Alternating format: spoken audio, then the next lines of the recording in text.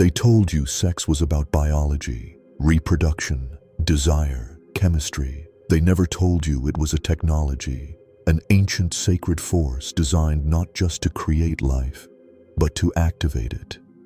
Sexual energy is not just pleasure, it's power. And that power, when understood, unlocks not only the body, but the mind, the spirit, and the deepest codes of consciousness itself. But they hid that truth. Because real sexual energy is disruptive. It dissolves control. And in a world built on obedience, awakening is dangerous. So they domesticated desire. They turned ecstasy into shame. They buried the divine beneath layers of guilt, taboo, and dysfunction. What once connected us to the cosmos now traps us in cycles of craving and confusion. And yet, something inside you remembers.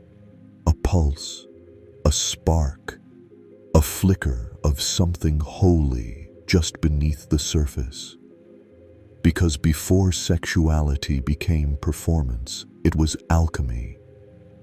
In the ancient temples of Kemet, India, Tibet, and Mesopotamia, initiates were trained to harness their sexual energy, not for pleasure, but for presence, not for release, but for resonance. They understood what modern science is just beginning to whisper. Sexual energy is life force energy, the same current that surges through breathwork, meditation, creativity, and deep states of trance. It is primal and transcendent, physical and spiritual. It is the bridge between the seen and the unseen, and when it's blocked, so is your power, so is your intuition, so is your ability to feel deeply, love fully, and speak truth without shaking. This is why so many feel disconnected, not because something is wrong with them, but because something essential has been suppressed. You're not broken, you're bound. And this video isn't about sex. It's about liberation of your body, of your energy, of your memory. Because once you begin to see sexual energy for what it truly is, everything shifts. Not just your relationships, your reality. And the first step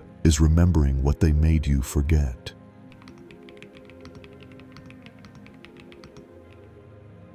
Pleasure is not the opposite of sacredness. It is the gateway.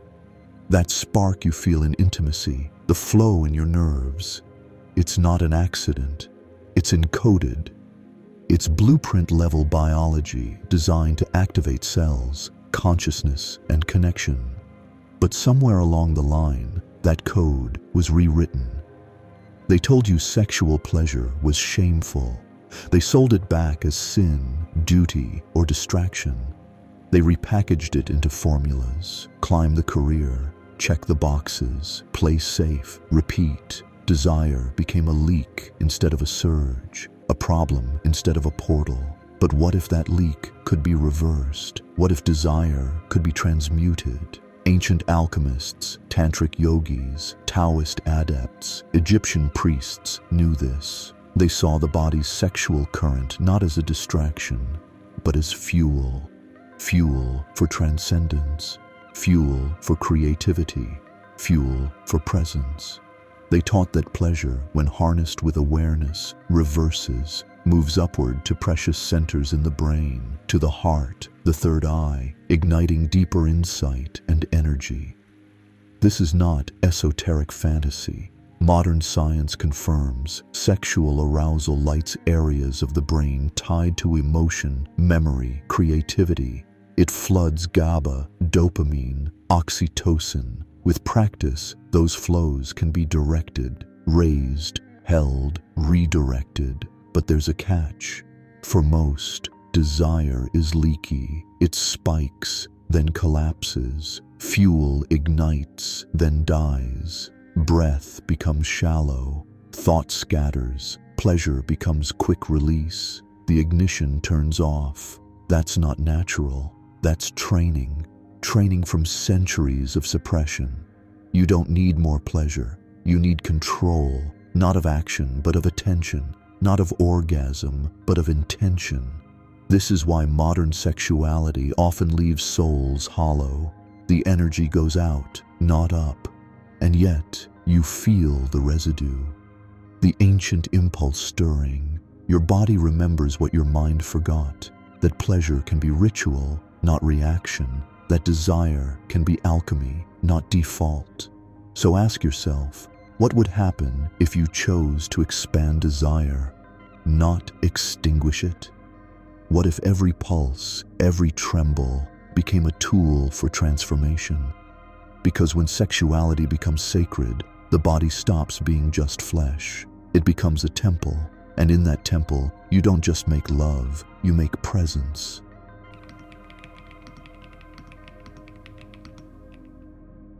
Control a person's pleasure, and you control their power. That's the secret ancient systems knew. That's why they buried the teachings. Real sexual energy makes you sovereign, not just over your body, but over your choices, your intuition, your frequency. And that kind of autonomy, it threatens systems, religious, political, social. When you disconnect people from their sexual truth, you disconnect them from their life force. You lower their vibration. You distort their perception. You tame their instinct. You make them easier to guide, not inward, but outward, toward fear, toward guilt, toward permission-seeking.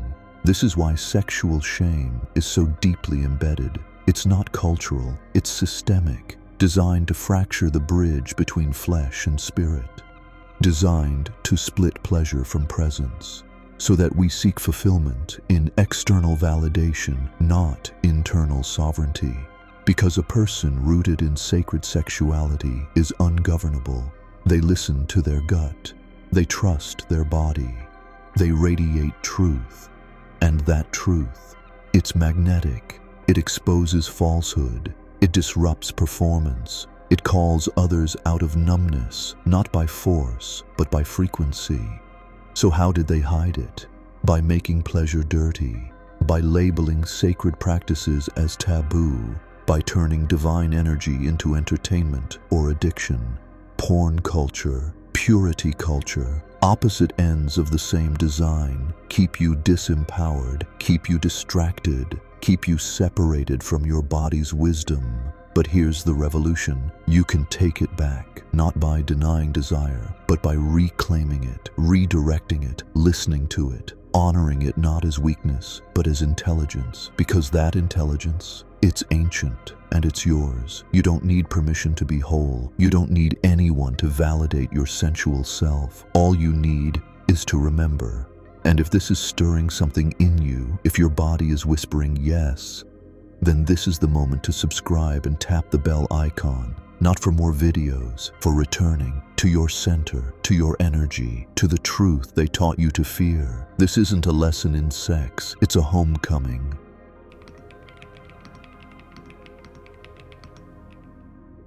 Your body is not just physical, it is electrical, energetic, sacredly mapped.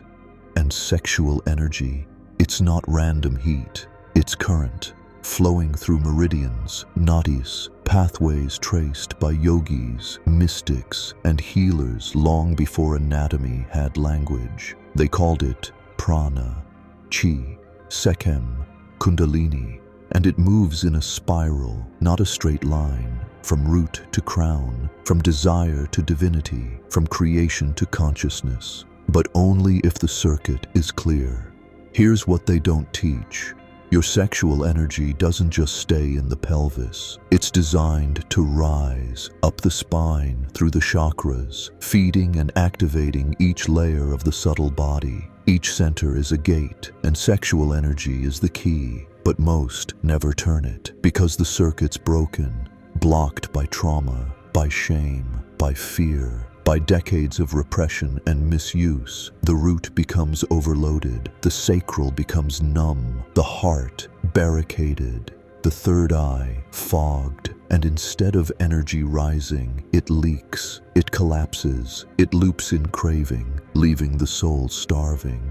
But when the circuit is open, everything changes. Your mind sharpens, your emotions stabilize, your intuition ignites. You become magnetic, not just to people, but to clarity. to synchronicity, to alignment. Because now your body is no longer fighting itself, it's flowing. This is what the ancients practiced in temples. This is what was encoded in hieroglyphs, yantras, mudras. Not pornographic rituals, but technologies for transmutation, tools to awaken divinity through desire. And they worked, not through performance, through presence. Sexual energy became spiritual current, and those who mastered it weren't just lovers. They were oracles, healers, leaders. Not because they had power over others, but because they had mastered their own circuitry. And the path to that mastery is remembering that your body isn't a trap, it's a temple. So ask yourself, if your sexual energy isn't just for release, what might happen if you learned to circulate it, to hold it, to listen to it? Because once it starts to rise, you start to remember. Not just who you are, but what you were built to become.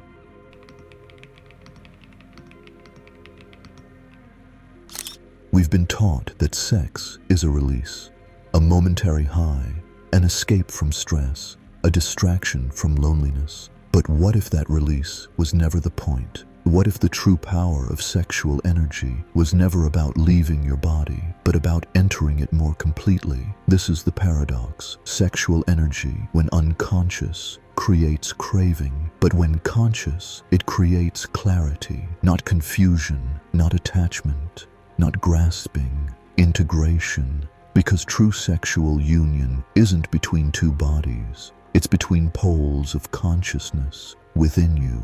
The inner masculine and feminine, the active and receptive, the structure and the flow. This isn't metaphor, it's mechanics. The left and right hemispheres of the brain, the Ida and Pingala nadis of the subtle body, the interplay of solar and lunar forces. When aligned, they create balance. They spiral together through the spine, activating the central channel, Shushumna. And when this current awakens fully, the self you thought you were dissolves. You don't become enlightened, you remember you already are. And this is the secret purpose of sacred sexuality, not pleasure for pleasure's sake, but union, not just with another, but within yourself. A healing of split, a dissolving of polarity. A state beyond shame, beyond performance, beyond agenda. A frequency of pure presence where breath becomes prayer and sensation becomes scripture. This is what the ancients meant by tantra. Not just techniques, not just touch, but total presence. No goal, no grasping, only being.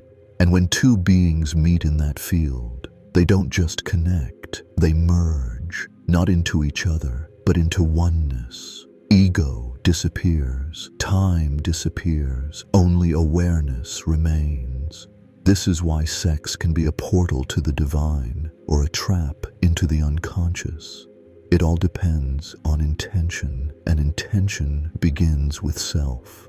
You can't unite with another until you've reclaimed the fractured parts of yourself. Until your desire is no longer a mask for emptiness, but an expression of fullness.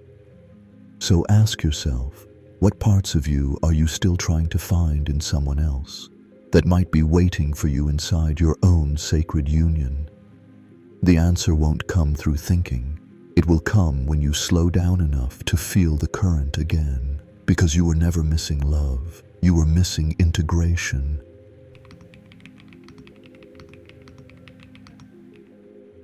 Unexpressed energy doesn't disappear, it mutates. What you suppress doesn't die, it distorts, especially when it's sexual. This energy, the most primal and sacred current in your system, demands movement. If you don't circulate it consciously, it seeks expression through your shadow. That's when desire becomes obsession, pleasure becomes compulsion, touch becomes performance. We've built a world of fractured beings, chasing intimacy through masks, trying to feel through numbness, trying to connect through performance. But the problem isn't too much sexual energy. It's unprocessed energy. Energy denied, condemned, hidden beneath layers of guilt, shame, trauma, and conditioning, left to fester, left to harden, and eventually left to harm, not just others, ourselves. This is why repression is dangerous. It's not morality, it's disconnect. You were designed to feel, to pulse, to open, to radiate. And when that natural rhythm is interrupted through religious fear, childhood shame, societal programming, the body begins to split. Emotion detaches from sensation. Desire detaches from meaning. You become a collection of fragments, not a whole being. And the world profits off your fragmentation. Porn tells you that sex is consumption. Pop culture tells you that sex is validation. Religion tells you that sex is sin. All are distractions. None are truth, because the truth, sexual energy, is your birthright. Not to be feared, to be felt, not to be managed, to be mastered. But mastery doesn't come from suppression. It comes from integration, from learning to witness your desires without shame, to explore your sensuality without guilt, to express your truth without apology. Because when you do, something radical happens. You stop leaking energy. You start holding it. You stop chasing approval. You start embodying presence. And presence is magnetic. It heals. It reveals. It rebuilds. So ask yourself, what part of your sexual self have you silenced the longest? And what might happen if you finally gave it voice? Not recklessly, but reverently, because your shadow isn't your enemy. It's your initiation.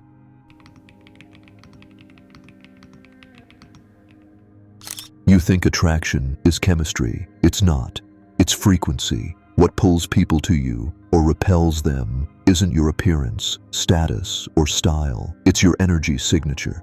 And nothing shapes that signature more powerfully than your relationship to your own sexual energy. Because sexual energy isn't just about intimacy, it's about magnetism. Your thoughts create ripples, your emotions create waves, but your sexual energy, it creates currents. Currents strong enough to bend reality, to draw opportunities, people, and synchronicities that match your vibration, to repel distortion, to amplify intention. But most people's energy is scattered, leaking through mindless scrolling, shallow relationships, ungrounded fantasy, dissipated in guilt, buried in shame. And so the signal weakens, the field flickers. You can't manifest from emptiness. You can only magnetize from embodiment. And embodiment starts here, in your awareness of how you hold your energy. Are you present when you feel desire? Do you breathe through it or bury it?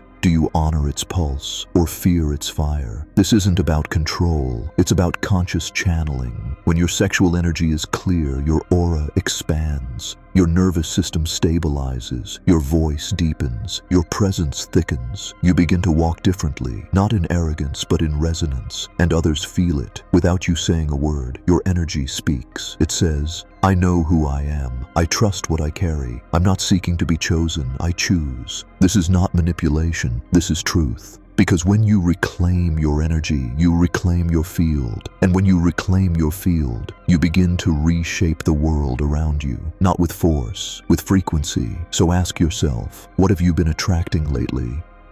And what does that say about the energy you're holding inside? The mirror never lies. It only reflects. And the more clearly you see what your energy is broadcasting, the more precisely you can tune it.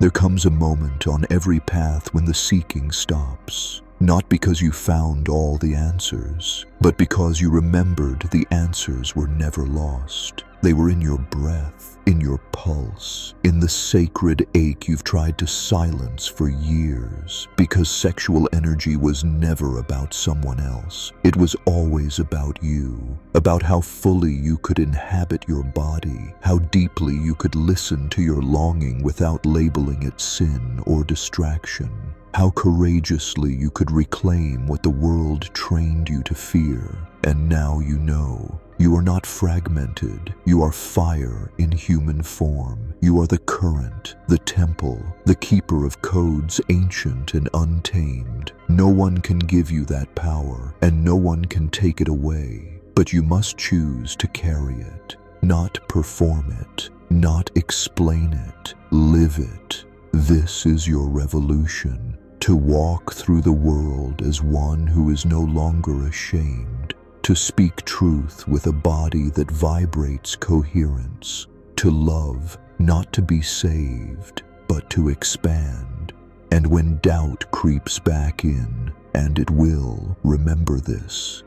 Your energy is sacred, your presence is a force field, and your sexuality is not a liability. It is a frequency of awakening. So now I leave you with this. What would change in your life if, starting today, you treated your sexual energy not as something to manage, but as something to worship? Drop your answer in the comments, not for validation, for activation. Let it begin here.